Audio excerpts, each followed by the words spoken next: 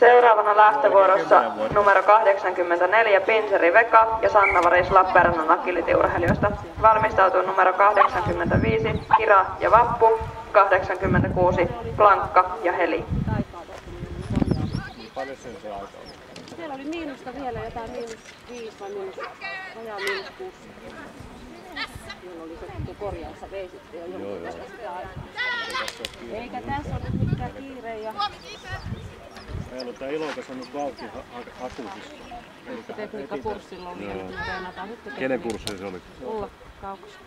Missä tässä on? Olemassa. Niin. Hän on Kerimäellä. Eikö tuolla Tälle parille valitettavasti hylky. Helsingin siellä Keravalla.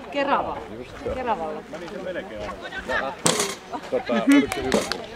No, mie kyllä tykkäsin itse. Minä olin ilmoittanut yhden koiran, että sitä koiran kenen pystää liikkeelle. Se oli paikkaa, niin paikan päällä ilmoittanut toisen kanssa. Teoria 4 tuntia.